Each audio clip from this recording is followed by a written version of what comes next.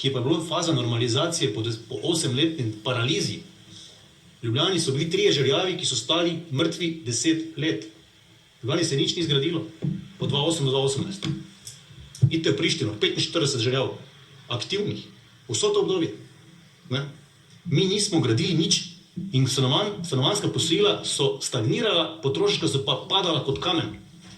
O tem se mi pogovarjamo. Hitra rast je sledila kot normalizacija, kot neka ponovna aktivnost, ker se je začelo kljub temu neke nepremičnine graditi, ker so seveda ljudje začeli, ne, ko so se malo osvobodili kljub vsemu iz te neke paralize, velike nezaposlenosti, začeti normalno zasebno potrošnjo izvajati. In to niso bile ekscesne stopnje rasti, ker so bile izjemno nizke osnove. Ne, ti hitro imaš 30% rast, če je osnova se vmes tako močno znižala. Ne, drugič, ti imaš 30% rast na visoko osnovo. Delež stanovanjskih posojil v bruto proizvodu v Sloveniji 14%, to je tretjina tega, kar je na razvitih trgih. Tretjina. Delež skupnih posojil gospodinstvom je tam nekih dobrih 22, 23, 24%. To je, mislim, nič primerjavi z razvitimi zahodnimi evropskimi ekonomijami. In tu govorite o presežnih tveganjih. Ob zavedanju smo Slovenci radikalno konzervativni. Po definiciji varčujemo v gotovini in v nepremičninah. Mi ponujemo tudi storitve svojih investicijskih skladov, pa smo šele 9% naših strank po 20 letih aktivnosti uspeli, ne, to predstaviti kot zanimivo naložbeno priložnost. 9% samo. In govoriti o Slovencih, da niso vredni zaupanja, da moramo jih zaščititi pred samimi seboj, je žaljivo. To je žaljivo. Ne? Se pravi, izjeme so mogoče zgolj zaradi ročnosti, nič drugega. Ne?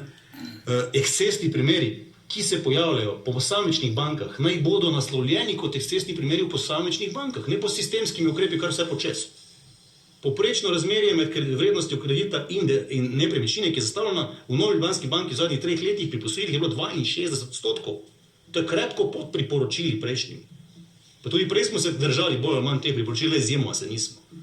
Ne? In kar pavšalno govoriti o agregatnih številkah, ne, statistika vse prenese. Konkretno pa Jožetov sosed ne more do kredita. Gospod Horvat je pač tam na Murski Soboti, pa tam okrog doma, ne? Jaz pa na Ptuju in okrog doma. Ne?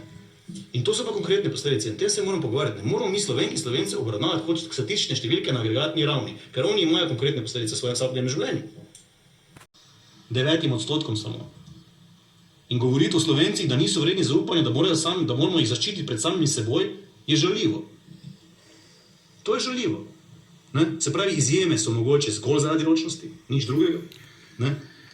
Ekscesni primeri, ki se pojavljajo po posamičnih bankah, naj bodo naslovljeni kot ekscesni primeri v posamičnih bankah, ne po sistemskimi ukrepi, kar vse počes.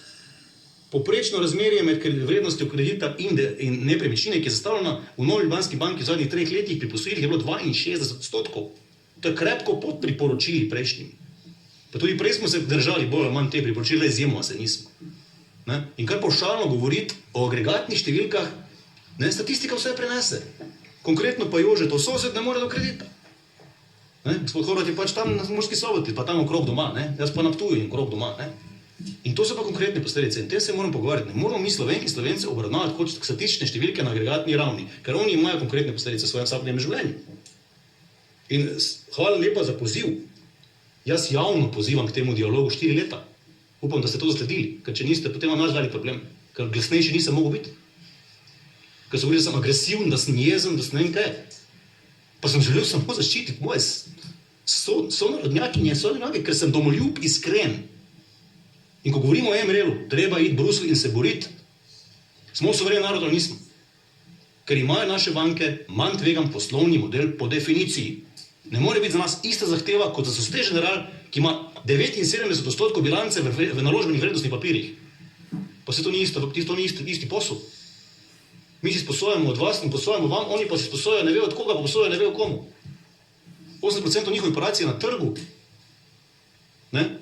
In prosim, ne trivializirati tega, kar se počne z MRL-om, ker se tišči z domače banke, naše banke, tudi mi smo 25% lastniki, kolektivno te banke, naše recimo konkretno, v ponovno veliko odvisnost od mednarodnih finančnih trgov, ki more biti, ko bo malo zagustilo, teh linij ne bodo želeli podaljšati. Kaj pa potem?